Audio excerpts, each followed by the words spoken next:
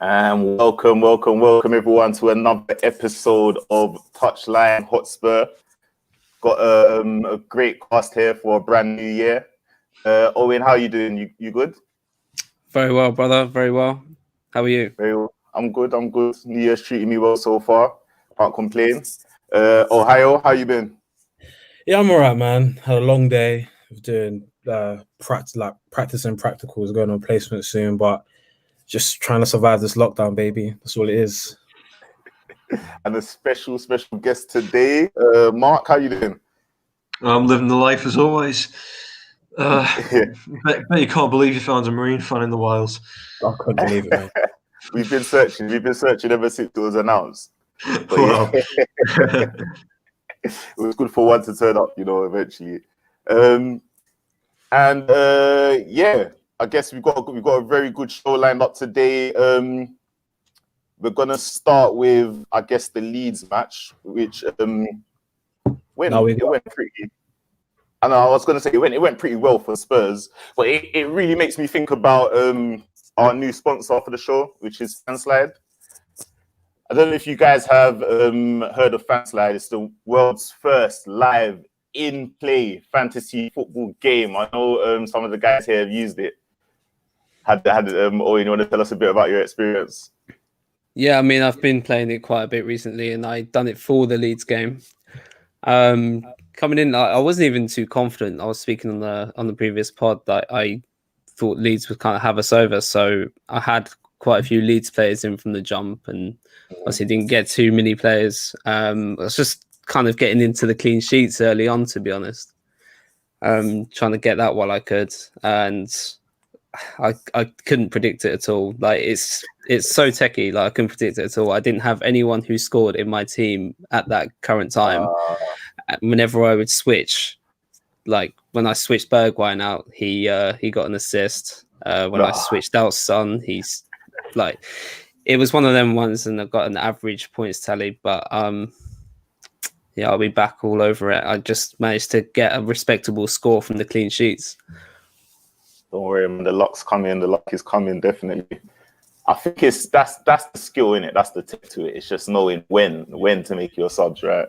Did you had the chance to go on it yet? Yeah, man. I touched it for the Leeds game and the United City game last night. So again, yes, we'll have to do that always. But yeah, no, I used it for the Leeds game again. I think not pessimistic, but I saw we'll get into the game. Obviously, we were getting peppered, so I was like, okay, let me dash a little Alioski in there, a little Bamford, just in case he nicks one. But I think the United game I tried, and I think in the Tottenham Leeds game, I think I came like top 30, I think, which was all right for like my first time proper using it. And then I think for the United game, I tried a different tack. I tried to go like mainly defenders first, see if anyone. I thought there were going to be some early pop shots going, but I think I tuned in just after. So I think my stream was a bit behind, so I put Zach Steffen in, but I think I just clocked, like, he made a save, like a big save, just before I put him in. So that was annoying. And then I thought, okay, like Maguire's not going to do anything dumb for the first 5 minutes, might make a couple tackles here and there. Maguire literally got me 0 points, and he was like on my double point bit in the middle. So it got better as it went on. I think, I had Fernandinho in, and then it was the same thing that happened to Owen with Bergwijn. Like, I think Fernandinho's thing timed out like 7 minutes before his goal. So you'll get used to it, you know what I mean? Yeah, my older Vi World one timed out at half time as well. I couldn't believe it. Peak. So it's gut instinct, isn't it? It comes from gut instinct, and I guess you guys are close. So it proves that it works. It's free to play. There's prize money on selected games as well. So, guys, give it a try, and let's see what can happen. But let's tuck into the Leeds match. I mean, going into the match, Leeds have got this reputation of being like a great side for neutrals to watch, I guess. And what do you guys think about it?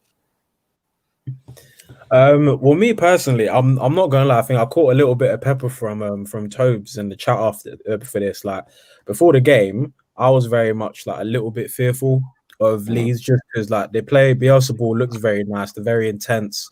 And if you catch Patrick Bamford on a good day, like it's going to be quite techie. But then obviously Toby was making a very good point in that, you know, the way Leeds plays into our preferred style. I say preferred style, the style that we've become accustomed to recently, just to sit back and counter punch.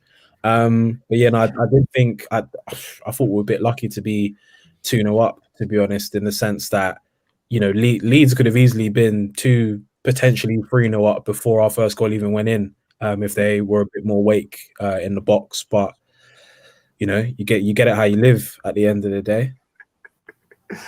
Mark, did you get a chance to catch the Spurs Leeds game? No, I didn't watch any of the Leeds game, but I was surprised you came up 3-0 victors, to be honest. Keeping Leeds out is quite some achievements. So I'm an Everton fan as well, and so I watched Leeds play at Goodison Park this season. I thought they were very, very impressive size. Yeah. So no, credit to you for that one. I think it's interesting. Like it felt definitely like we didn't deserve to be 2-0 up. I can agree with Ohio. But I mean, I guess this is the argument at the moment, isn't it? It's like Spurs tend to set up quite negatively. Leeds tend to be quite offensive and tend to go for it, and everyone says they love it. And then they come out of the other side sort of like 3-0 down, and it's like, what is the balance? Like, where do you want to go with this? I think Spurs' lineup for what we go for at the moment was quite offensive, to be honest. Like, we were fully stacked. We had everyone there. I think Kane, Son, Bergwijn started right, Ndombele. So it was a beautiful lineup. Let's talk a little bit about Bergwijn. What are your thoughts on Bergwijn's performance in that game? I thought that was probably one of his better ones, to be honest, at the moment. But what did you think? Keyword being one of the better ones, but yeah. It was an interesting game, like for him to start. I'm glad he got the stars. It was his first one since Liverpool, I believe. And he got hammered on social media for missing some glorious chances. I felt like he performed well. He spun Alioski several times. I was so gutted for him when he got in the box and created that opportunity for himself, when he just spun it on the half turn, had that half volley, and that could have been the goal for him. And it was just, again, one of those games where he couldn't put that proverbial cherry on top of what was actually a good performance. Yeah, I think even on Son's goal, I think it was the second goal, like he had that little sort of like where he runs inside, like draws a couple players off of Kane so that Kane can make the pass. And it's like, generally, it's good play. It's just, it needs to start happening for him. And you think, like, you just want to see him hit the back of the net a few more times this season. Definitely needed.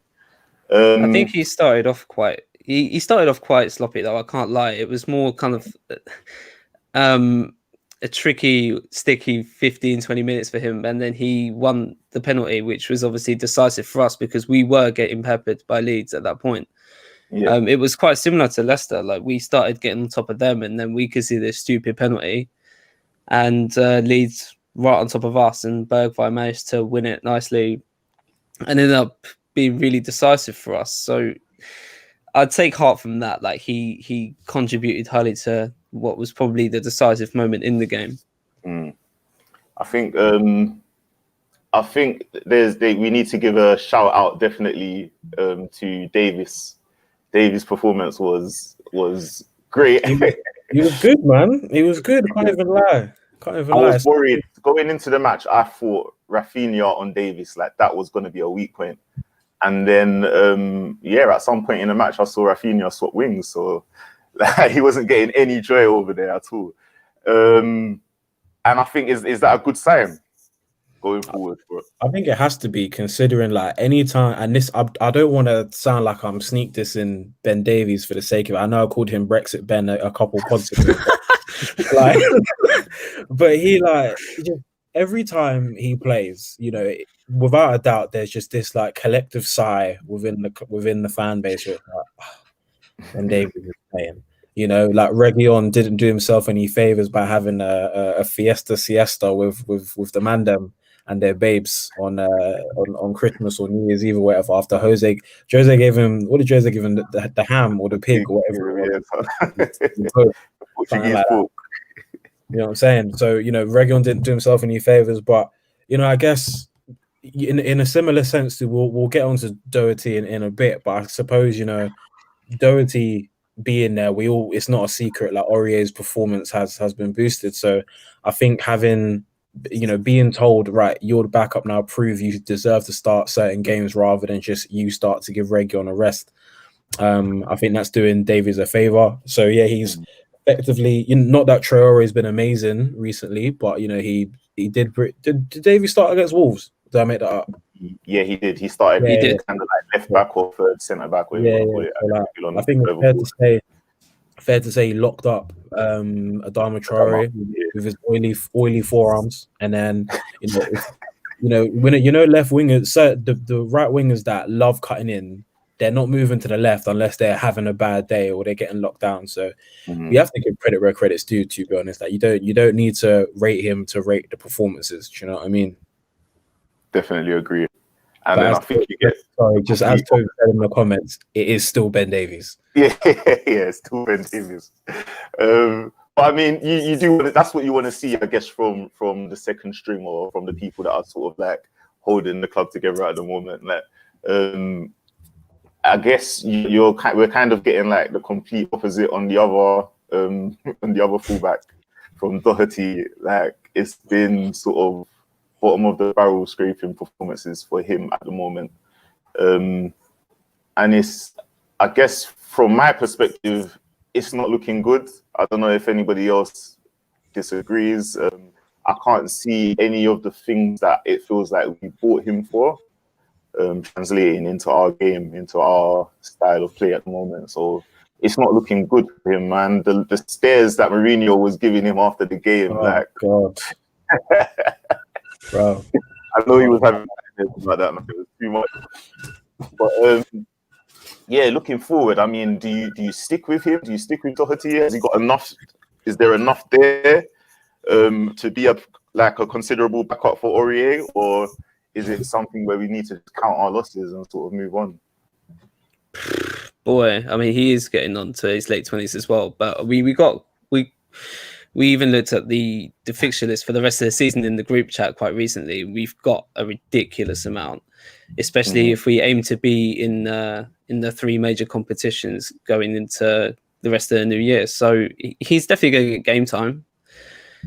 He needs to be a lot better for sure, but he'll for sure get game time. I just can't tell at this point whether he's going to show more than his kind of P&P type of play. Like that's generally what he was at Wolves, which is against many stereotypes, but like he's just one that likes to just run up and down and dominate wings. He's not particularly technical. He's not great at one-on-one defending. He's not. He's shit at 1v1 defending. We have watched him. Get dusted. Like anyone, it's very true. I know LeBron James is the GOAT, but LeBron does this thing where he just does like one dribble. It's not even a step back. He just like does half a step back. Does nothing special. Like, and that's what everyone does to Matt Doherty, and it makes you sick. Like, or Mark, like, what's the Marine right back saying, man? Like, because Liverpool are playing centre backs that played like League Two, like last year. I'm sure there's someone with P&P cooking in a Marine's back. Well, you'll actually find that Marine's right back is a full international footballer. Who's that? Josh Solomon Davies, yeah, he's 20. He's been a Marine for 2 years now. I'd say he's arguably our best player. And he's got 2 or 3 international caps for St. Lucia, actually. So, wow. He's a potential one if you're interested. St. Lucia, he's definitely international. I like to see him. I'm going to keep an eye out for him. I'll keep an eye out. Oh, you should. He's brilliant. Trust me. And I guess there wasn't really anything else that happened in the Leeds match. It was just on Doherty. I think he's showing worse than what he actually is. Like, I think he's shown he can defend a bit better. He can definitely get forward a bit better. He's just been horrible. I definitely think it doesn't suit him to play with like winks at the moment. I think he needs like a Sissoko, someone who wants to sit back a bit more and let him get further forward. Like, seeing him with like winks and Bergwijn on his wing, I think it's just not good for any of the three, to be honest. I don't think it helps any of them at the moment. Good point. I don't know how many games he's played with Sissoko. I'm sure he's played a fair few though. But, I think so, but off the top of the head, I can't be on. I have no idea. But let's move on to Brentford semi-final. Wembley boy. Wembley boy. I don't know if did we have what was it? It was this like a little hoodoo at the moment for semi-finals. For certain clubs with certain managers, semi-finals aren't really their thing. Like apparently, streets are saying though. Not even streets, stats are saying. The facts are saying. What's the deal? What's the deal? Yeah, 4 in a row, you know. 4-peat semi-final. 4-peat. And then the boys had to step up against the mighty Brentford. Low-key, I was mild. Like, I wasn't surprised we played such a strong team because it's a semi-final, innit? You got to go. Welcome, Babs. Man just said fuck Tottenham. Yes, welcome. Glad to have you here, brother. But yeah, I wouldn't have played him myself. I kind of half thought Joe Hart might get a game, maybe, but that probably would have been a risk in and of itself, to be honest. But yeah, our lineup looked clean.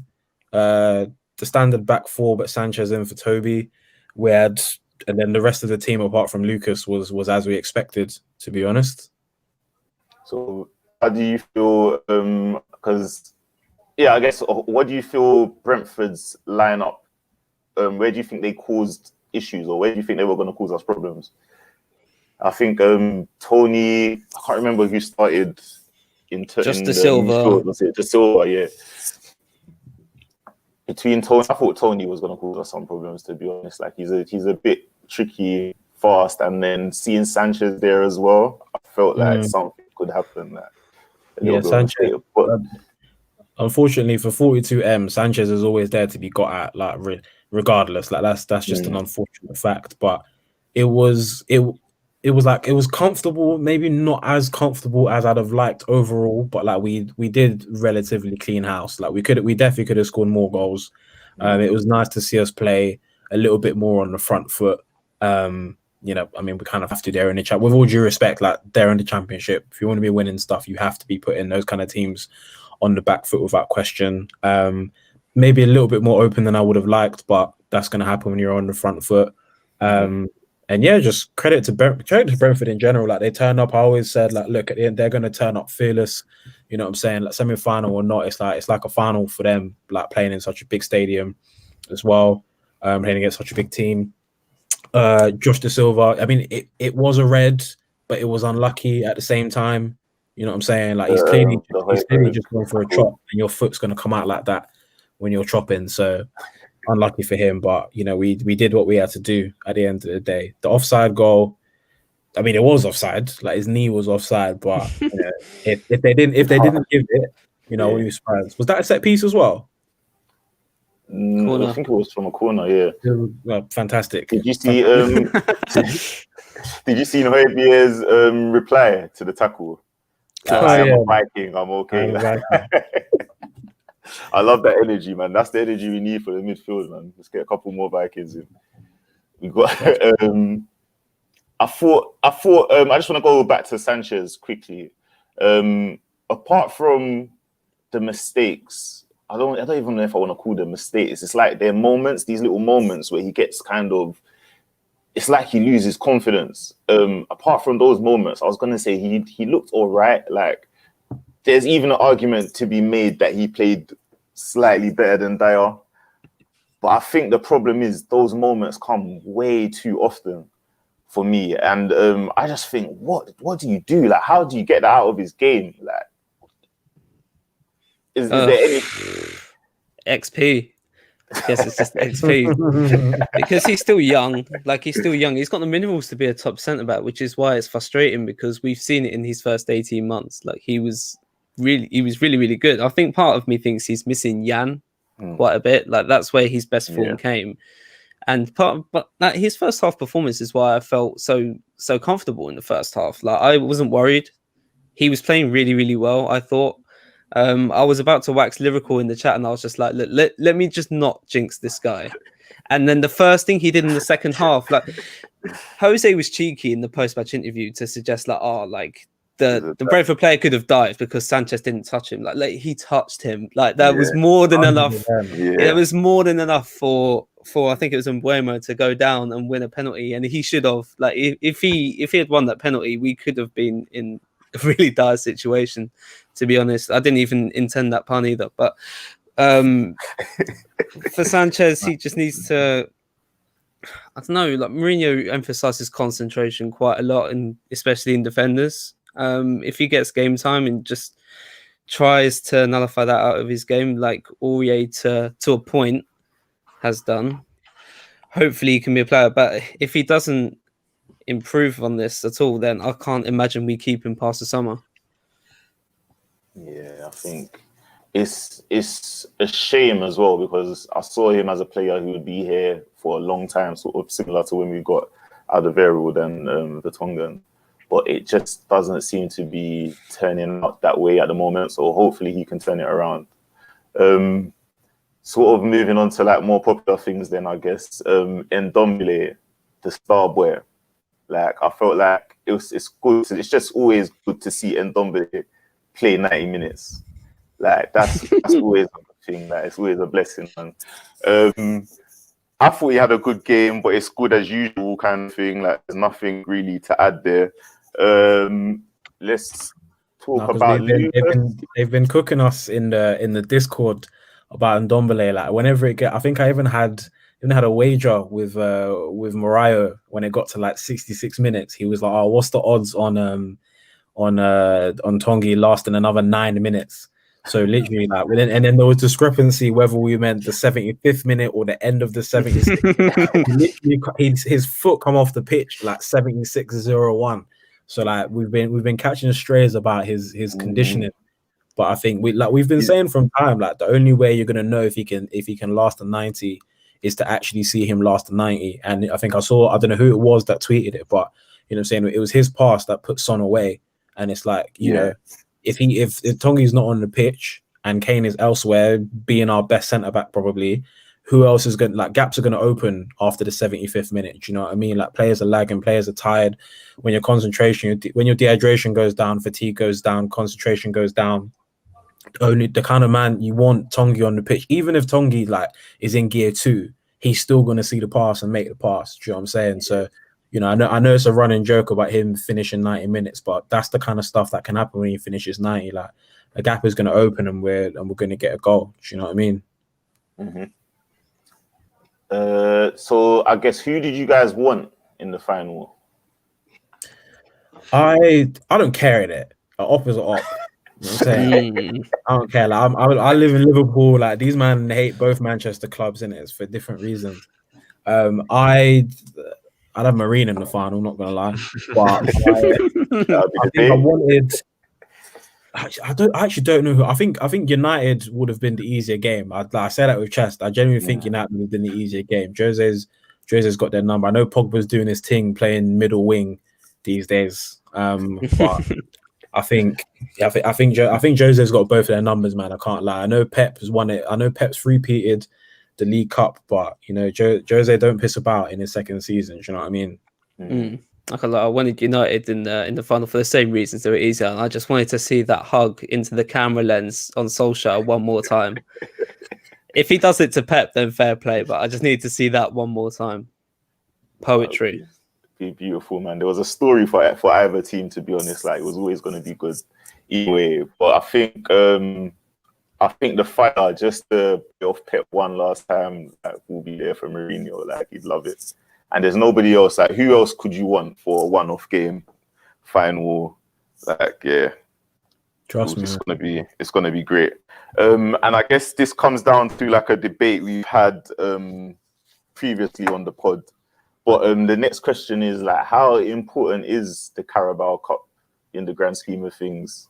I want to see what the Everton fan thinks. The Everton Marine fan, from an Everton perspective, and then what you think in terms of like our aspirations. How how do you see the Carabao Cup in terms of our objectives?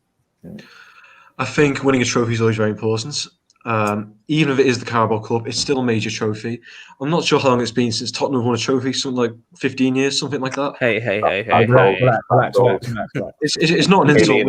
Everyone haven't won more than 25. No. Well, the question I've always, as an Everton fan, I've always thought to myself, what would I rather happen? Win the Carabao Cup or qualify for the top four? And that's a tough decision. I think really winning the cup doesn't increase your stature in the game necessarily. It doesn't mean you can bring in a better quality of player like qualifying for Europe does. But for the fans, there's just something about winning a trophy. When you look back in history and compare, who's the biggest club, the first thing I always do, I go to the honours section and look, what have they won? And for that reason, I'd say, right now you might say the cup's not important to win, but if you go down 30 years down the line, you'll look at this, winning the cup, and think, there we go, a trophy, there's something to remember it by. So I'd say cup's very important. And Guardiola, he's the manager who takes cup very seriously. He's won it 3 years in a row with City because he takes it seriously. And I think he's right. I think all clubs should have the same philosophy as him with that, really. Definitely agree. And I think taking it seriously is a big part of, I think, the teams that win. Like most of the teams that win, it's always the same teams. It's always the teams that take it seriously. And I guess as a fan, I've always been sort of the camp, the only sort, for me anyway, the only good thing about like the Carabao Cup is that bragging right. And you have that for like, I don't know, a few weeks. And then after that, you kind of moved on to the next season kind of thing. So for me, I've always been a top four kind of guy. Like, I think you're spot on. Like, I've always seen it as improving the stature of the club. For Spurs, like maybe over the past 10 years, I think it's been clear. Like we started reaching, when we started reaching the top four consistently, that's when the stature of the club started. I remember when you qualified the top four, and I was in London, and I was on the tube, and Tottenham put an advert out on the side. It was saying White Hart Lane, the only place in London where you can watch Champions League football. I just thought that brilliant. Love to see it, man. But it's funny, the Chelsea fans took that a bit too serious and started coming to our matches.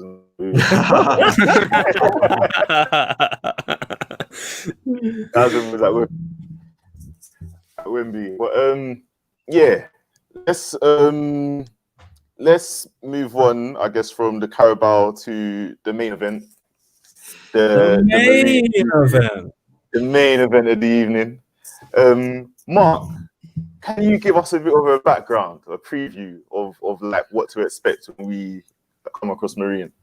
Okay, so we were founded in 1894, so we're still quite a historic club like yourself. Grounds capacity is 3,000, of which about 400 is seated, so don't expect much there. We have only actually got 3 sides to the grounds. I'm sad to report, but I think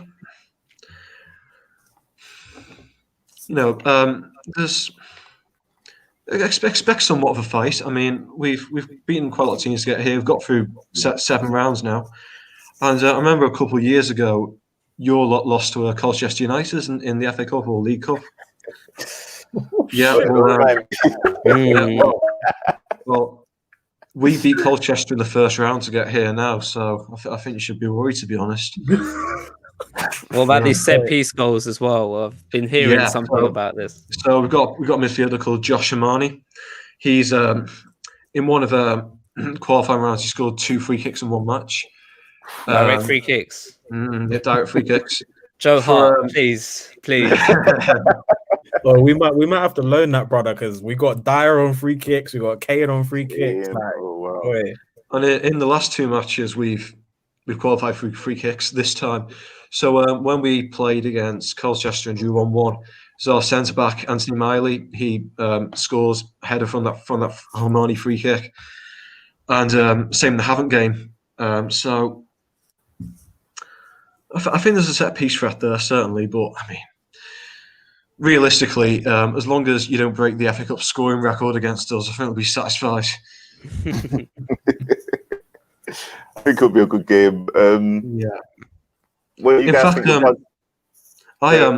2 years ago, I watched Tottenham the FA Cup at Tranmere when you won 7-0. And I remember there was 5 minutes to go, and you brought Harry Kane on. I thought, what? that was overkill. So I mean, I'd like to see some of the stars at Marine, but don't destroy us, please. Yeah, we had to give the fans what they wanted, man. They want a little superstar Stardust that day. It's just like, have Harry Kane for 5 minutes, man. Have that. Yeah. So there is some threat in the Marine team, and actually, one of our players, our centre back David Raven, has played in the Premier League. Is he actually? Played a full match one time for Liverpool in 2004. Yeah. Right. So the danger man is the right back, the free kick taker, and the right back and the free kick. Well, we've got quite a good winger. His name's James Barragan. In his spare time, well, not spare time, in his full time, he's actually a bin man for Liverpool City Council. Shut up! Don't let that. I'm not joking. He's a bin man. Our main centre forward who scored the winning goal in the last round. He's a teacher. So we've got quite a variety of professions. Even the manager actually works for Merseyrail. So yeah, classic FA Cup win. I'm not gonna lie, yeah. Even if we score like 9 goals, if we concede 1, that's all we ask for. If we score 1 goal, we'll go home happy. Twitter is gonna have a field day if a teacher or a bin man or a train driver scores against us. Like, and I'm not gonna lie, I genuinely believe we might. Like Jay Spurs just said it in the comments. I genuinely watched some Marine highlights like a couple of minutes before we started. Okay. I genuinely believe we're going to concede from a set piece. Like, it's going to be like they're one set piece the whole game, and they're going to score it and go ballistic, even if they're like 4-0 down or something. Oh, I love that so much. I think that would it would be the magic of the cup, as they say. It's the biggest game in our history. There's no doubt about that, really. We made the third round once before, I believe, which is in 1992. So we come to the third round, right? We beat all these teams in qualifying, and then we drew Crewe Alexandra. I mean, that was just a waste back then, but this is the real deal. It's a shame there's no fans, is there?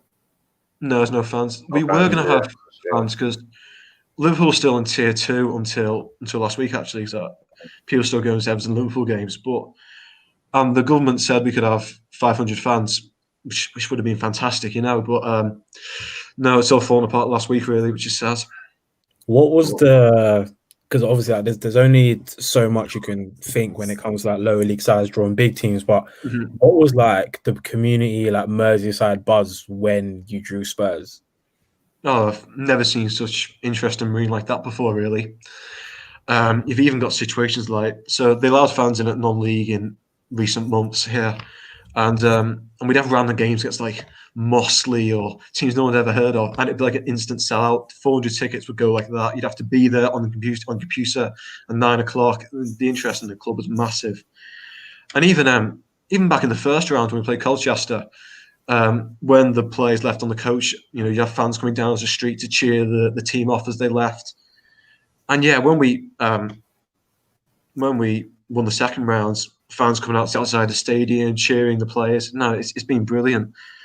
And I don't know if you've heard about the virtual tickets Marine are selling. So we've sold nearly 6,000 of them now, actually. Yeah. So £60,000 for the club. I mean, a lot of that I assume is through Spurs fans as well. And if we get that 6,000, that's actually broken our record attendance all time, which was when we actually played Nigeria in 1949. Wow. Yeah, believe it or not. Marine versus Nigeria. Yeah, they did a tour of England. Yeah, probably played. Yeah, and they've still got the clips up on YouTube when Marine played Nigeria. You can still go and see. I'll check it out after the match. Love to see, love to hear it, man. I've got myself Marine versus Tottenham Hotspur, half and half scarf. I respect it.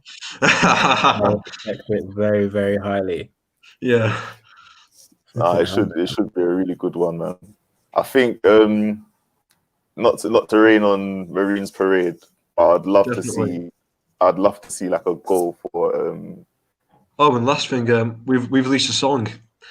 I think it's just called wait. Mighty Mourinho. We released a song. Yeah. I thought you were saying you released the song for a second. Marine released the song, yeah. Yeah. Well, a group of fans have released a song. And I think at one point the day it came out, it's something like 20th in Amazon Music's new releases. So we'll take it. Bars. Marine fans made a Mourinho song. That is flipping jokes, man. Mourinho diss track. No. A Marine song. Marine song, okay. Yeah. Nice. So I think should Spurs be looking for 2 cups this season, or do you think? I think so. Yeah. I mean, you've basically been given a bye to the 4th rounds. Pretty much. Once you're in the 4th round, you're not far, are you? I think we definitely should. Like, I know I get heat for this every single time, but I think not to disrespect the Carabao Cup because we ain't won it since what's his name? Sorry, before we carry on, yeah. I have to respect Toves, yeah, because Toves has been Jose's biggest op. Like I was very anti Jose. Now I'm on the fence Jose just because we're in and around stuff in it. I have to respect Toves for like not shaking at all. Like he's just offered Mourinho to Marine in it. Like we'll see how far he takes them with no peace. But anyway, I think when it comes to the cups, yeah, like I've said this on a few episodes, like I'm 100% in agreement that beggars can't be choosers whatsoever. And you know, it's the whole us not winning anything. When people ask us about our style of play, it's like, is it sustainable? Do you like it, etc., etc. It's like we're not really in a position to like or dislike football because we don't win anything. Do you know what I mean? Like we achieve things, we reach objectives, you know, we improve our stature. But you know, like Marcus alluded to earlier on, at the end of the day, you got to put trophies in the cabinet. You know what I'm saying? Like all these Twitter accounts are like, this many days since Tottenham won the league or won a trophy and all that stuff, like that needs to stop, innit? So yeah, with the Carabao, it's like I think we have to win it. You know, I'm not. There's no point saying would I rather have this or this. Like the fact is, we're in the final. That game is in April. We have to win that game. Like there's no two ways about it.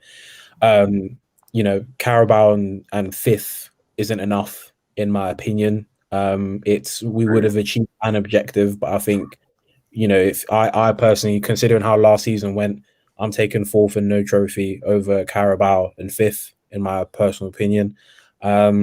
And again, a lot of people are going to think, people do this thing where why do you feel entitled to more than one trophy? I don't feel entitled to more than one trophy at all. I think that doesn't make sense. The last time we won a trophy, like our sponsor was flipping Mansion, and like the back collar was lower than the front. So we're just starving. We're starving. We're starving. Hungry. I'm saying that we want to eat. It's the opposite of entitlement, to be honest. And just quickly on my boy Kieran just tuned in. He's like, notice a lot of these teams, they love talking about us, even though we've not won anything. So it's like, how are we so relevant when we've not won anything? Like, if you don't support Spurs, like you're automatically against us. And I don't know why that is. You know what I'm saying? People say there's nothing to hate on, but people hate us anyway. So, you know, if it keeps us in people's mouths, then let it carry on, innit? Yeah. Man, I hope Babs' question is, how do you beat a team in the top half without spending X and X amount? We'll get to the questions, dog. I think, I think like everyone kind of knows that Spurs are, I guess, on the rise. It's similar. Well, it's not similar. It's not the same. We don't have that sort of like oil-rich millionaire sort of jumping in to buy the club and like mark the new era. But I think there has been a new era of Spurs, and I think it started sort of like maybe around like Harry Redknapp kind of times. And yeah, things have looked good since then, to be honest. So long may it continue. Just on the cup, sorry, like one of the things is like I don't know where I found the picture, but I put in actually no, it was from at Dale Johnson, who works for ESPN. You know, I gotta give the credentials, the credits proper. I don't want to sound like I stole it, but you know, if you look at if it just say for an example, say we do get to the Europa and FA Cup final, just as an example, do you know what I mean?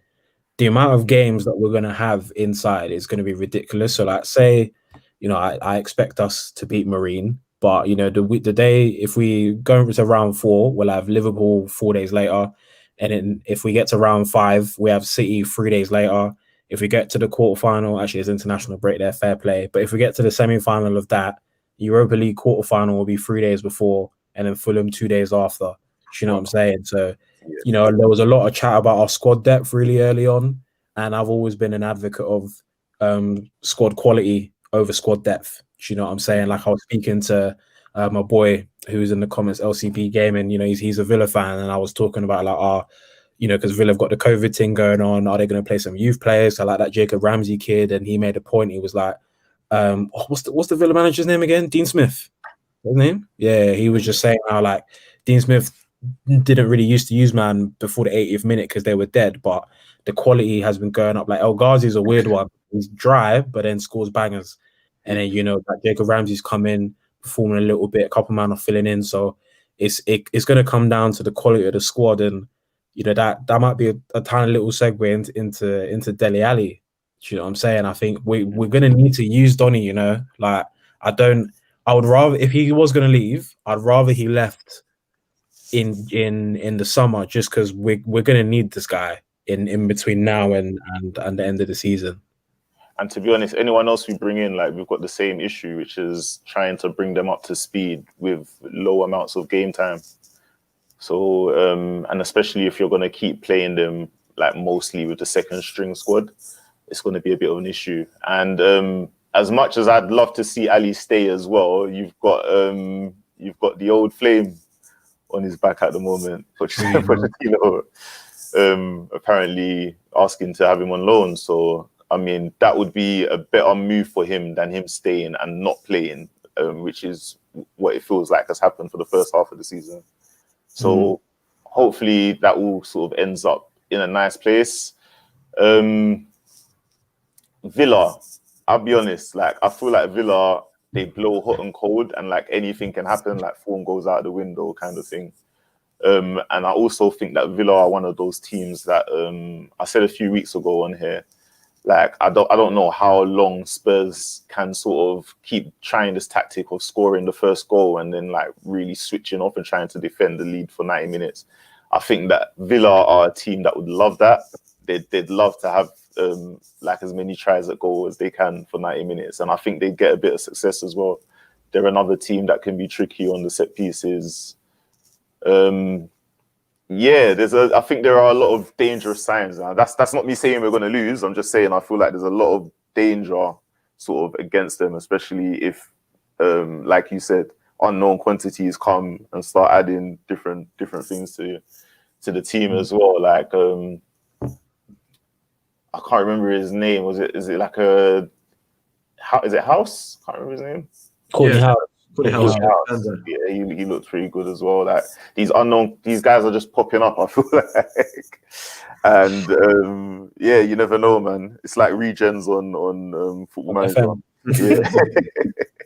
I think with Villa, because when you look at some of their fixtures, obviously they were all right against United. Like, they could have nicked it against United, but they were playing on the break quite a lot.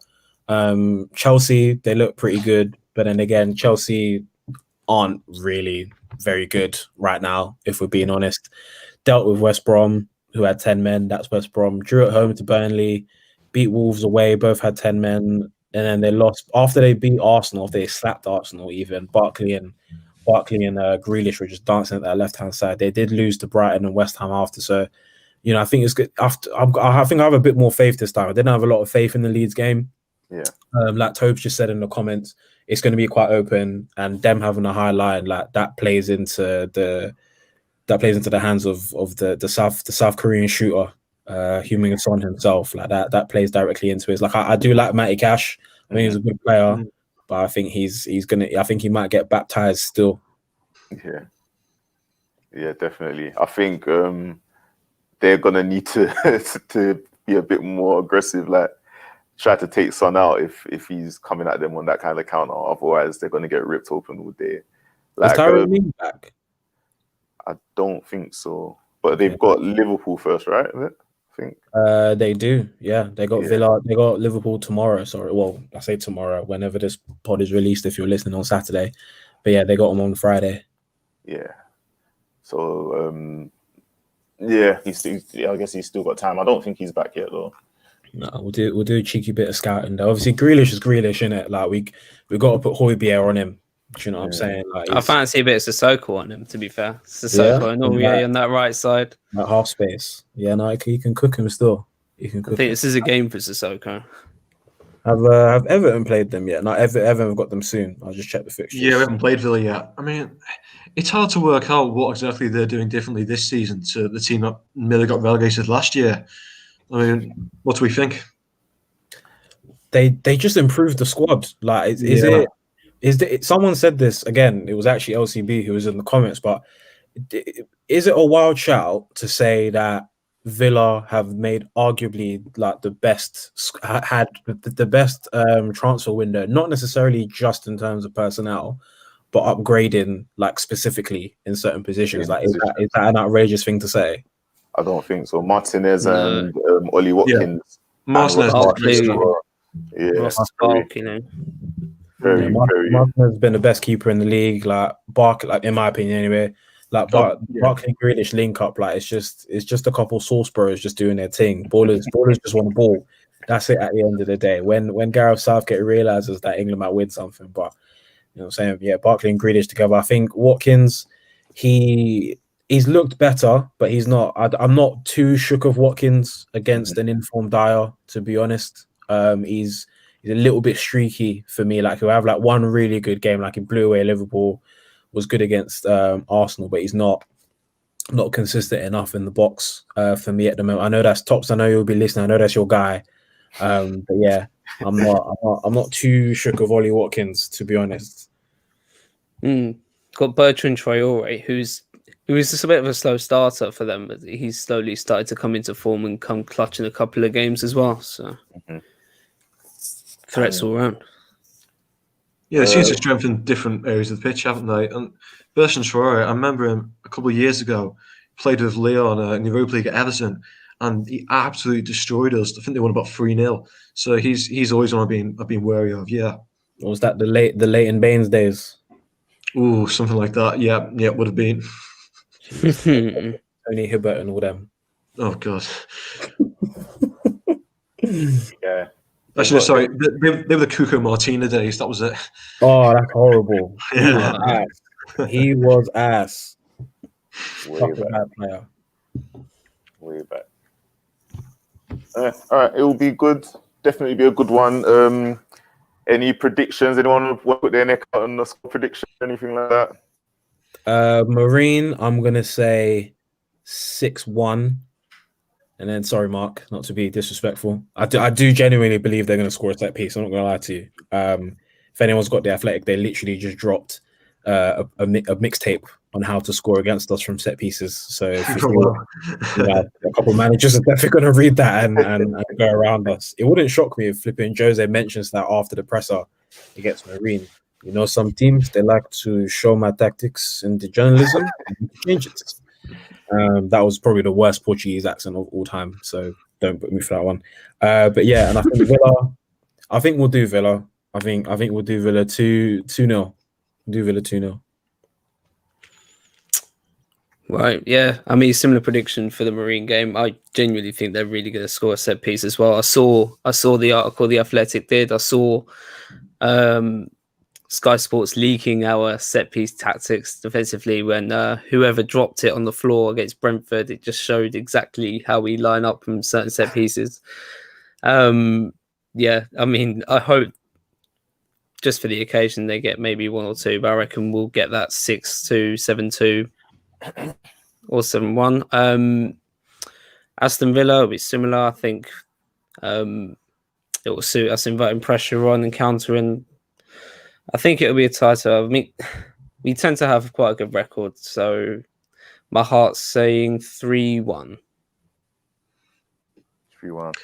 Well, with regards to the Marine game, so I've read that the FA Cup record defeat is 26-0 apparently. So anything below that would be all right. As you both say, I'd love to see a goal. Just something to shout about. We've come very far anyway, but let's say something like. I mean, I'm wary of Tranmere losing 7-0 to Spurs a couple of years ago, the Football League club. So I'm going to say something like 10-1. Kind, very kind.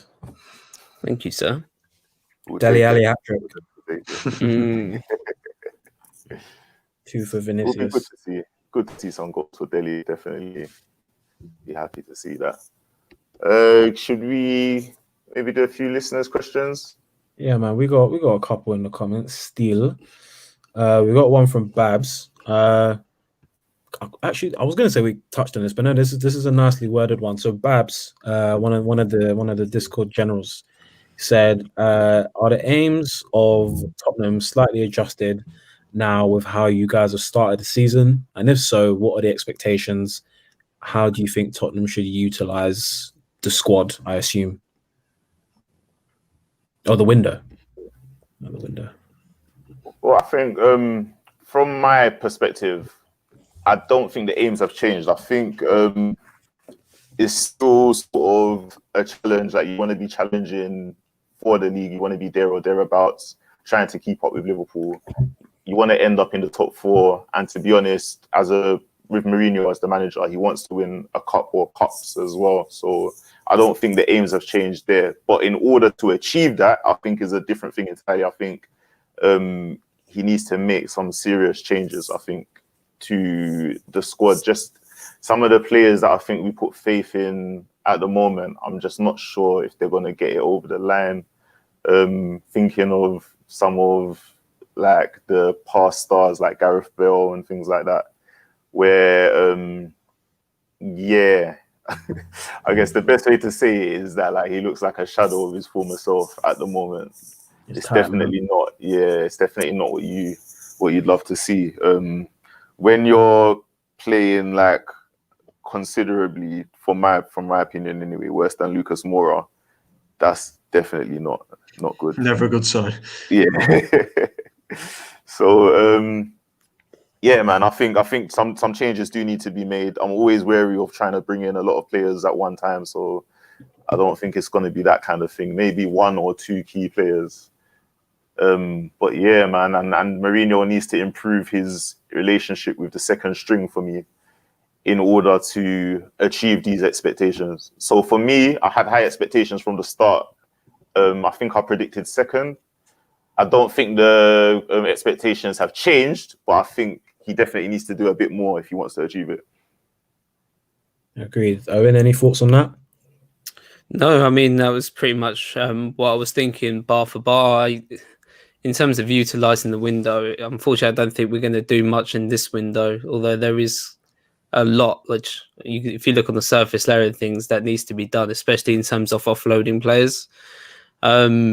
Ideally, even though I don't think it's going to happen, we could bring in Sabitzer, because the noises are sounding quite nice, to be honest. Like even Fabrizio Romano, the tap-in merchant, as he's been called recently, because we don't really have a Tottenham version of AFC Bell just yet.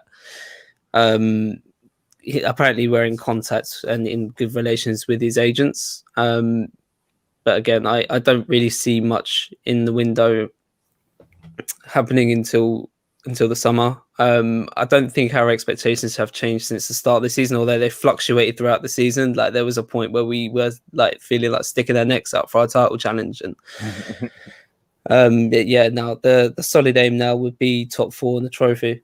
Yeah. Quick question though, guys. It's slightly related, but would you guys take Eriksen back at this point?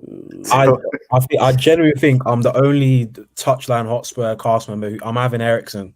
I don't think I've reached that point yet where I'm looking back at Eriksen. I don't even hate him either, but I just don't feel like he's got it left. Yeah, he's even shaved his head and everything, and I've been there. It's a dark time. No, I can't lie, man. I'm having him. I know Toby's going to be watching this. Like, now, fuck that guy left us. Well, you know, not necessarily fuck that guy. Like, because Toby is one of the main advocates of just because his last 18 months weren't very good, we can't forget what he did. And I'm not trying to bring him back on a nostalgia thing because. Oh, okay. Tobe said he's having him on loan if we can't get Sabitzer as we need a 10. Yeah, that's the angle I'm leaning towards. Like, And AJ literally just said the same thing. Like, if we don't get Eriksen, if we don't get Sabitzer, Eriksen on, I just think like it's one of them ones. For this to be a whisper, obviously, like it was always going to be a conversation with Inter saying, yeah, like we're not feeling Eriksen anymore. But I think if Eriksen did come back, it would be a proper tail between his legs thing. Let me prove that, like, yeah, I got it wrong, fairs, but let me remind you like what I'm on. Do you know what I mean? And I think there's enough man in the squad who know what this guy's about. Do you know what I'm saying? Like, this guy was playing advanced playmaker from the left wing, and he was playing with the system was working in a way where, you know, it's not like Danny Rose was getting put on toast every week. Do you know what I'm saying? Like, and we're happy about Tongi. Tongi time is now 90 minutes, but we're not going to get 90 minutes out of him every time. We still need someone to open those locks, get a bit loose in the last 15 minutes of the game. And, you know, anyone who watched Tottenham, Eriksen could be having a 2 out of 10, and he would do a Bruno Fernandes. He would literally just pull out that pass, or he'll make that key pass, you know, so he'll whip that ball in and something will happen. Do you know what I'm saying? Like, so I don't think we can forget he has the ability to do that. I don't think for someone who's with us for that long, you don't lose the ability to do that. So if he's available on loan, I'm having him, even with Sabitzer, to be. If we can get Sabitzer and Eriksen on loan, I'm buzzing. Do you know what I'm saying? I'm buzzing. And then to try and answer Babs' question a bit more direct, you know, one thing you've always got to be wary of is mission creep. I think, you know, Leicester were a little bit guilty of that not too long ago when everyone thought they were third and clear, and then suddenly they were not in the Champions League. You know what I'm saying? So objective wise, you know, we've never said, oh, yeah, us lot anyway, have never said, oh, we're going to win the title now. Do you know what I'm saying? Like, we put ourselves in the conversation, but it's got to be top 4 and 1-2 trophy, innit? Yeah, I think that's fair. I think there's one more from two more. Two more. Yeah.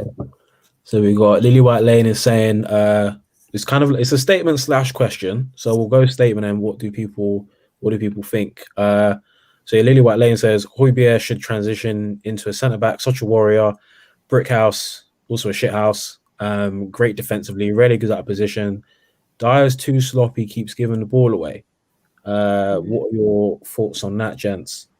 I disagree with two statements in that one. I wouldn't even say Diaz's been like quite obviously sloppy. He does look a bit shaky. He's on the ball sometimes, but he seems to do all right. I don't think he's had a bad game this season yet. As for Højbjerg never coming out of position, I think he actually does quite a lot, but maybe in a smart way. Like he tends to be very good at reading the game, but from in between the lines, like playing centre back would be a completely different ball game, and he would have to change his style completely. So for that, I mean, maybe Ben Davies would be a better option to transition into a centre back, but I wouldn't have Højbjerg in there. Yeah, no, I agree entirely.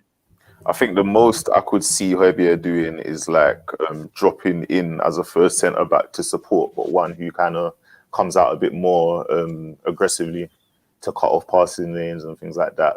But not as a full-time sort of centre back, dedicated centre back. I think it takes away a lot of his game in terms of just how he moves and reads the game, like you said. So yeah, and I don't think Dyer's been too sloppy either, to be honest. Trust me. And then last one from J Spurs. I don't know how many words we're going to get out of this, to be honest, but thoughts on Gedson Fernandes. Who? Gedson Fernandes. Listen, I tell you, I gotta be honest with you. If I saw him walking down the street, I wouldn't even recognize him at this point. I don't know that man from anywhere, man. Anything I say about him would be a lie. Because I don't know. I'm trying to even think the last time I saw him play. I'm actually sat here thinking, who is Gedson Fernandes? I actually really don't know who that is.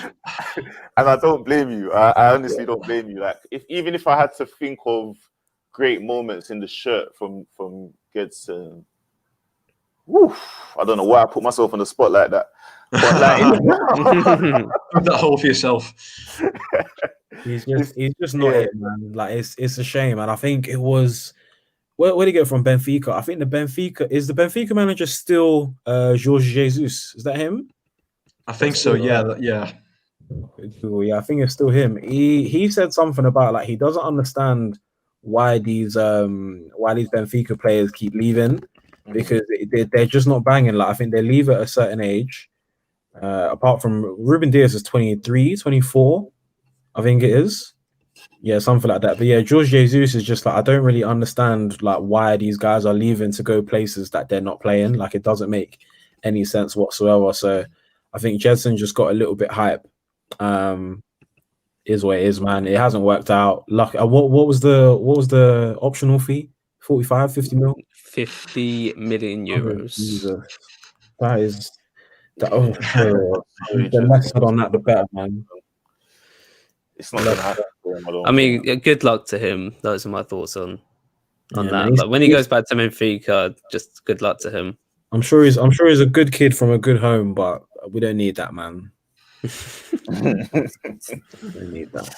To be honest, as well, like the opportunity for him to fight for a place was there. Like Winks has been falling off. There's been some sloppy play, and like he could have fought for a place, I would say. But like even in his ever so shy appearances, like nothing.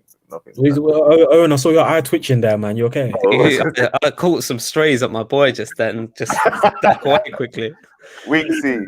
What is your take on Winks right now? Actually, where is the line on Winks? Like, where does it sit? It's weird. He's reinventing himself at the moment, like against From what to what?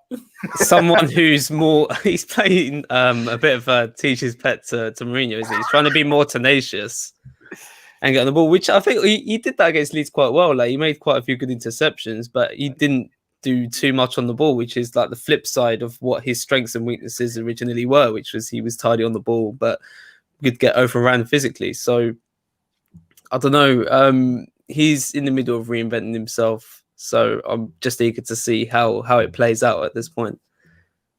But I thought he had a good game against Leeds. I'll say that.